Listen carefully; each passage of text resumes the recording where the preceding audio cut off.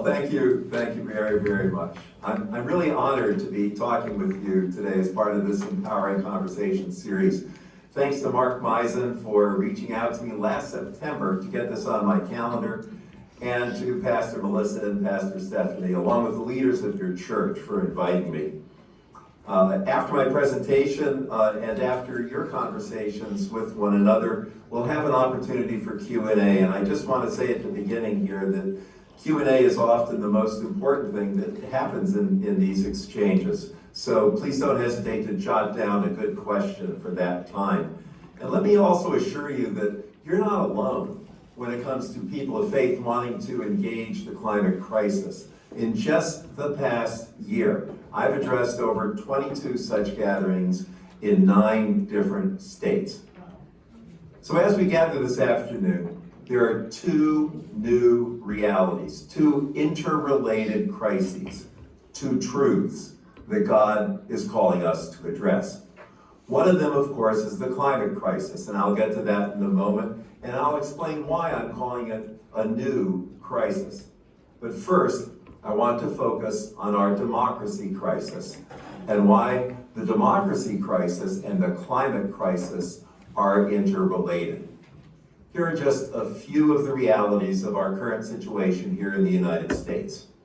Rampant injustice, epidemic fear, incomprehensible inequality, torrents of lies, unapologetic racism, unaccountable military force, heavily armed ICE agents conducting murderous raids, untraceable profiteering by those in power, unjustifiable seizure of voting ballots that are 6 years old, unprecedented intimidation of congressional leaders, judges, governors, federal prosecutors, CEOs, and university presidents, and the corruption of faith in the service of power.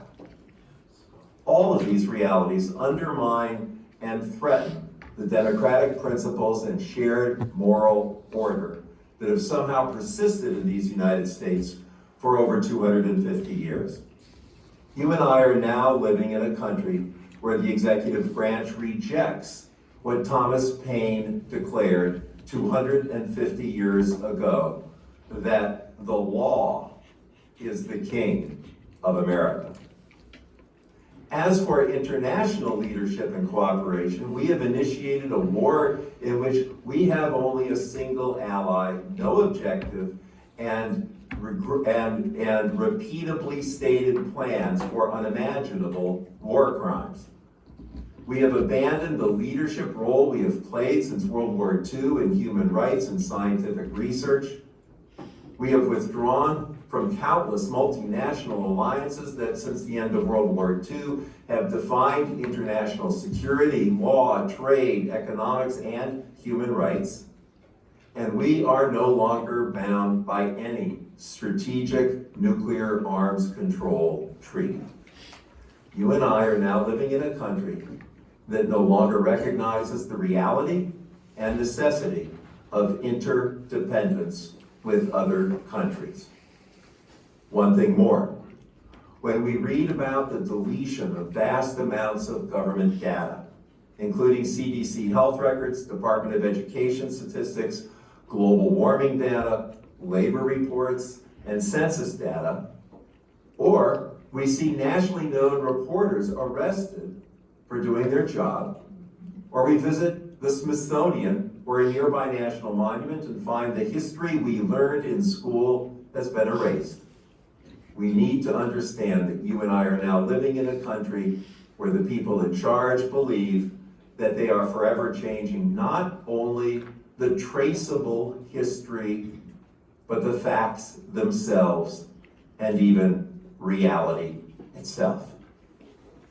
But as the people of America have been witnessing a dizzying sequence of unprecedented violations of every moral value ours or any democracy depends upon, the people in charge have been met by something they never imagined and certainly didn't expect.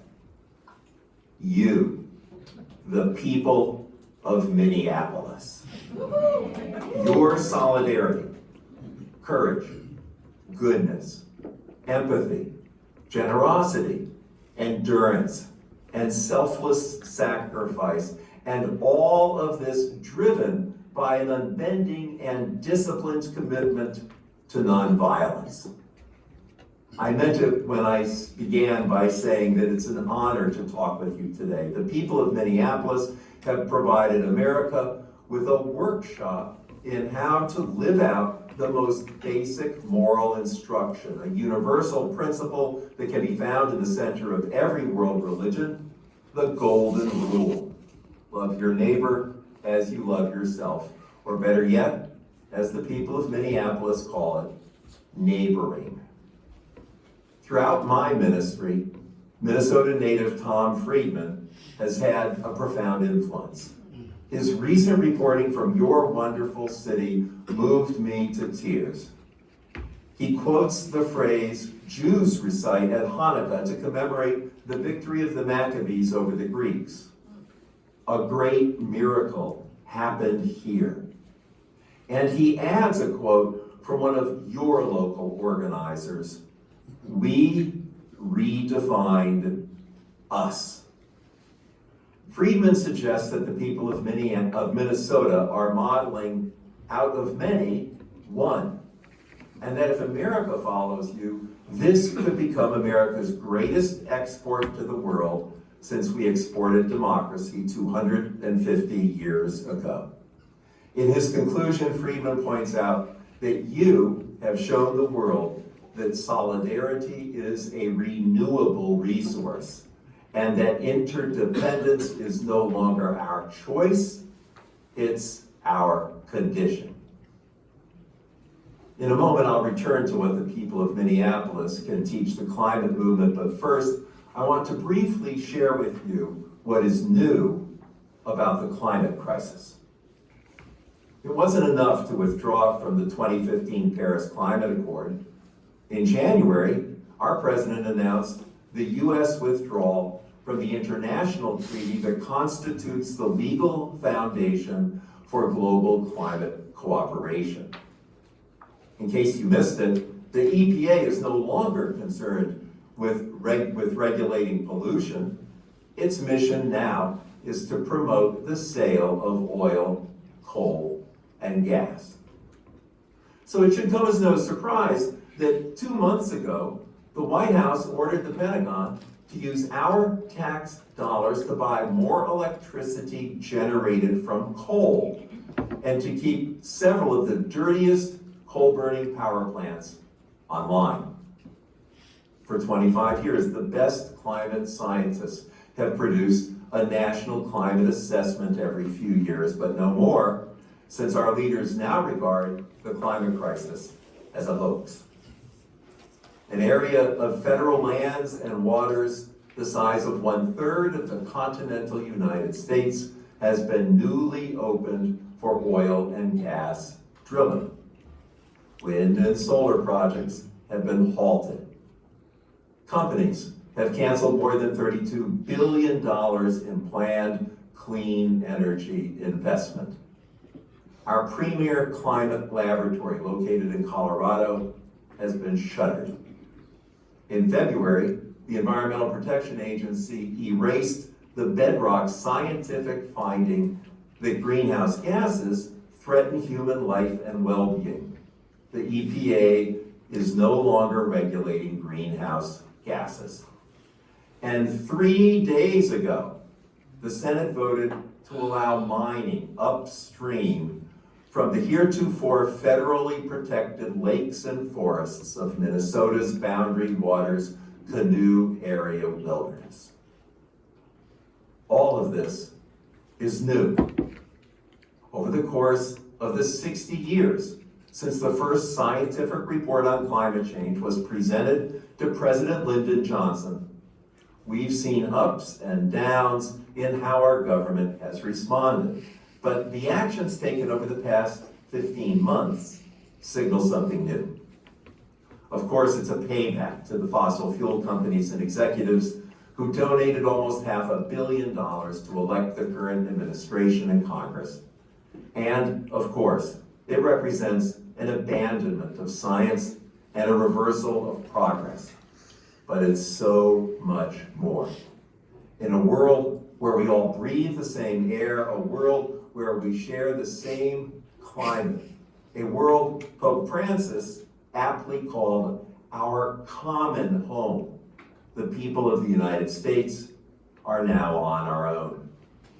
In a world with a billion-year-long history of interdependent life, the people of the United States are now on our own. This is what I meant earlier when I said we are now living in a country where the people in charge believe they are forever changing the facts, themselves, and even reality itself. Not only is this an assault on every justice issue people of faith care about, this is an assault on truth itself, including an assault on both science and reality itself. It brings to mind a familiar hymn that's taken from a poem written by James Russell Lowell in 1845. Truth forever on the scaffold, wrong forever on the throne. And one thing more, without a doubt, this is and is meant to be an assault on hope. Every gathering I've spoken to over the past 16 months is grieving over these enormous losses. But what you and tens of thousands of your neighbors have demonstrated to the world is there is a way out. There is a way to stop the assault on justice, truth, reality, and hope. It begins with love, the most powerful force on earth. When push came to shove, together with tens of thousands of your neighbors, you refused to stay quiet, changed your daily routines, reached into your wallets, and supported one another, including people you didn't even know, all in service of the golden rule, loving your neighbors. This is what democracy looks like. It looks like people banding together to assure everyone's safety and promote everyone's flourishing. Yes, democracy is founded on the embrace of human interdependence. And the climate movement takes it one step further. The climate movement recognizes what Rebecca Solnit calls a democracy of all beings. The climate movement understands that all of life is connected, what Joanna Macy calls the web of life. The climate movement understands that we really do all live at the same address, with the number 431 of CO2 emblazoned above every door and every dwelling. The climate movement embraces the reality that, like it or not, we really are all in this together. Can the climate movement receive the inspiration you and your neighbors have provided? Across the country, Americans are applauding the essential leadership role played by the clergy, the congregations, and the ordinary people of Minneapolis. Your courage, persistence, and love have given us a powerful understanding of what it means to be a loving neighbor. As powerful an understanding of that as any of Mr. Rogers' stories or even Jesus' story of the Good Samaritan. And I would be remiss were I not to lift up the good people of Minneapolis Power and Light, whose recent statement on climate justice and interdependence is truly an inspiration. Can the climate movement be inspired by your witness? Can your demonstration of love of neighbor inspire all of us to witness to a love of all creation with a similar kind of courage, persistence, creativity, generosity, endurance, and selfless sacrifice. Love is the motivation. Love, appreciation, awe, gratitude, wonder, mystery. This is what we feel when we encounter God's creation. All of these are the motivation. Democracy is the megaphone. Freedom of assembly, freedom of speech, speaking out on behalf of those who have no voice, like people of color living in so-called sacrifice zones, or like oceans or forests or rivers or animals, or like future generations. You and your neighbors have shown us that our voices, our bodies, constitute the Archimedean lever that can move those with power, the corporations, the ruling class, the governments. And one thing more, when you poured into the streets, you brought with you not only your voices and your bodies, you brought with you your phones. And you have shown the world the truth. Many of you will recognize one of Jesus' most important declarations. You will know the truth, and the truth will make you free. Adherence to truth is the foundation, the precondition of our freedom. As Tim Snyder reminds us, when we abandon the facts, we find ourselves unable to tell the difference between disinformation and reality. We will have forfeited our freedom. I hope you will allow me to name one additional lesson you have taught the world. You and your neighbors refused to accept your situation as normal. You resisted our human capacity to normalize almost anything. With each passing season, while more and more people recognize that climate change is making the weather more extreme, the vast majority of Americans are passively accepting this new and threatening reality as we reset the baseline of what we consider to be normal. The same can be said about droughts, floods, food shortages, climate mitigation, and other shocks to the system that upend our expectations. Too many of us are willing to adapt to almost anything, to normalize almost anything in order to hold on to our old story. But if we are to have a free and livable future, what you and your neighbors have shown us is that we must refuse to normalize what is happening, not only to our common home, but also to our shared democracy. We must recognize what Martin Luther King Jr., Hannah Arendt, and others warned, that our lives begin to end the day we become silent about things that matter. In a recent post, UCC leader and public theologian Cameron Trimble put it this way. She reminded us that justice is not passive. It requires action, voice, and courage. Earlier, I noted that truth is the foundation of our freedom. We must also recognize that truth is the foundation of hope. If hope is to be authentic, it must be founded on the truth. If we place our hope in something untrue, we eventually realize it's a false hope. To put it another way, facing reality is a precondition of hope. And in the circumstances we are facing now, hope is an act of defiance. Because I believe that hope is the most important contribution people of faith can and must make as humanity confronts the climate crisis. It's critically important for us as people of faith to stare reality in the face. That's the first thing. And the second is this.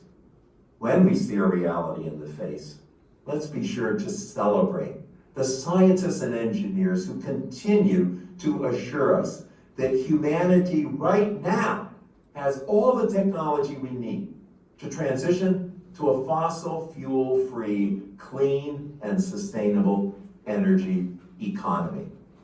Let's celebrate how economically stressed countries like Pakistan are leapfrogging to clean energy. Let's applaud the people of Australia who, beginning this July, will receive 3 hours of free energy in the middle of every day. Here in America, we could enjoy a similar benefit if we could organize to make our utilities serve the people. The cost of batteries and for electric cars and as backup for solar power has plummeted over the past few years. Plus, the scientists have recently developed new recycling processes so that 99% of the nickel and cobalt from batteries can be recovered. A group of the world's top climate scientists have recently shown that by 2035, electricity from wind, water, and solar could provide all the energy the world needs for heating, cooling, transportation, and industry, and that making this transition will pay for itself in only 6 years. Not only that, but as we make this transition, we can address economic and racial inequities, and by doing so, we will reap benefits far greater than the costs. And in case you missed it, the premier journal Science named the spread of renewable energy around the planet as its 2025 breakthrough of the year. I could go on, but here's the point. Along with Bill McKibben and countless others, I have little doubt that the world will run on sun and wind 40 years from now. But our job is to complete this transition a heck of a lot sooner.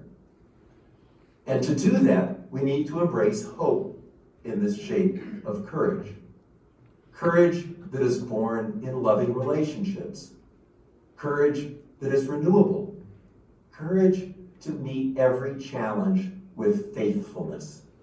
Courage to receive Jesus' most frequent admonition, fear not. Courage to speak out on behalf of justice. Courage to tell the truth in a culture awash in lies. Courage to recognize and join others to declare this is not normal.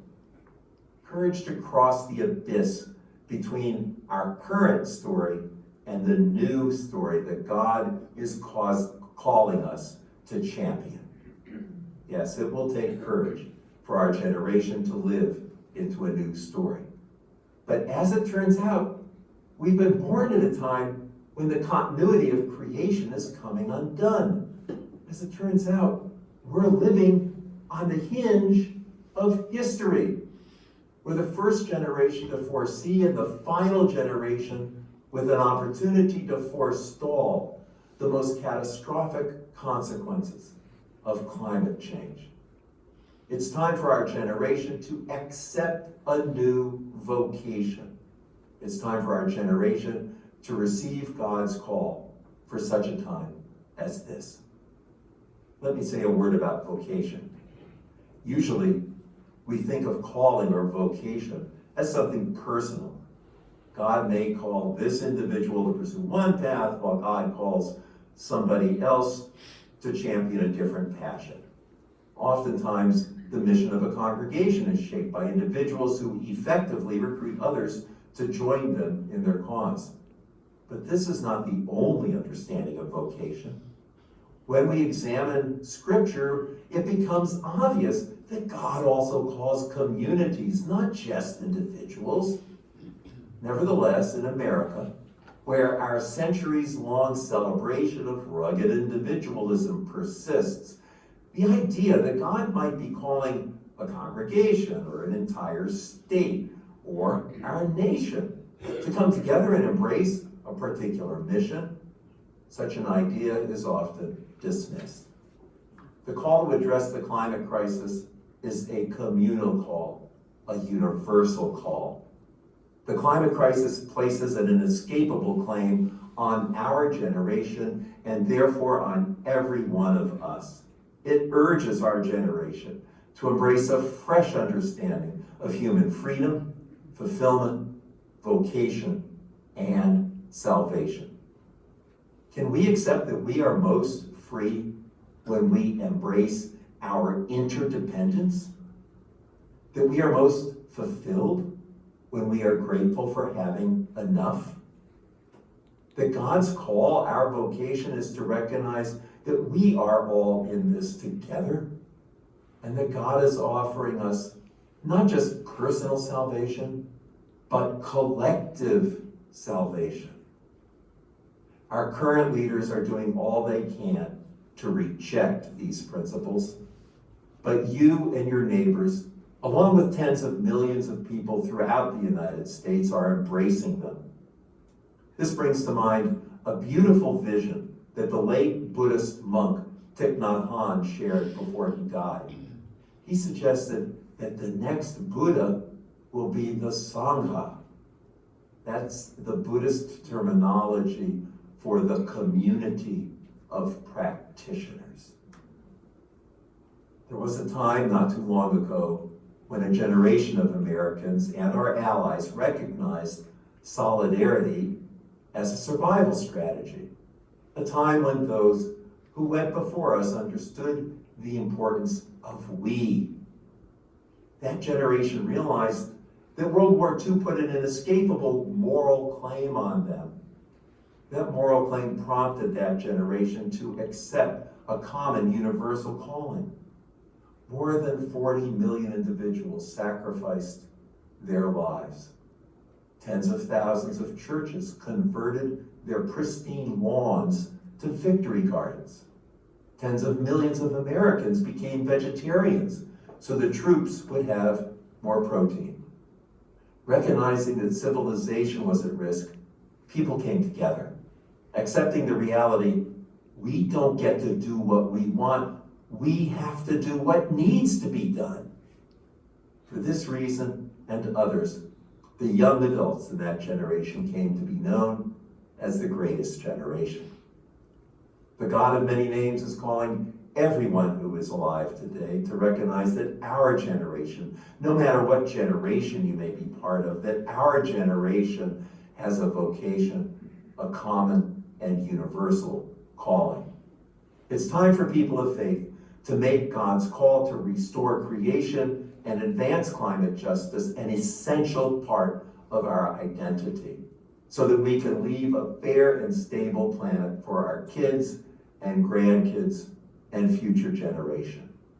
It's time for each of us to accept that we often have more influence than we recognize. It's time for us to call upon our gifts, our energy, our time, our skills, our networks, and our assets as we join with others in doing what urgently needs to be done. It's time for our generation to conquer the tireless resolve, to conjure the tireless resolve needed to reverse the current course so that we may restore our common home.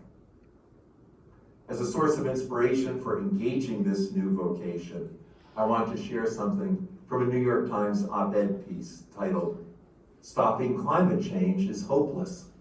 Let's do it." After enumerating many of the most depressing realities of climate change, the authors declared, "We're perfect for the job. If the human species specializes in one thing, it's taking on the impossible. We are constitutionally equipped to understand this situation." Now, understanding is one thing, but taking it on is another. The authors describe how spiritual practice can help us exchange some of our current habits for new practices and disciplines that have the power to be salvific. They believe that the path out of this mess will lead us to become more like the beloved community. The work that is required of us would endow our lives with some of the oldest and most numinous aspirations of humankind. Leading a good life, treating our neighbors well, imbuing our short existence with timeless ideas like grace, dignity, respect, tolerance, and love. The authors continue. The climate crisis embodies the essence of what it means to be human, which is that we strive for the divine. Just as prophetic imagination was at the center of Jesus' life and the teachings of the prophets he so often quoted, we are now living in a time when we too must embrace prophetic imagination. We too must address systemic injustice. We too must put an end to the subjugation of other humans who are not our color, the colonization of land that is not our own, the extraction of nature's wealth that we did not create. At a time of ideological division and runaway oligarchic government, perhaps God is calling all of humanity to unite as we recognize that we really are all in this together.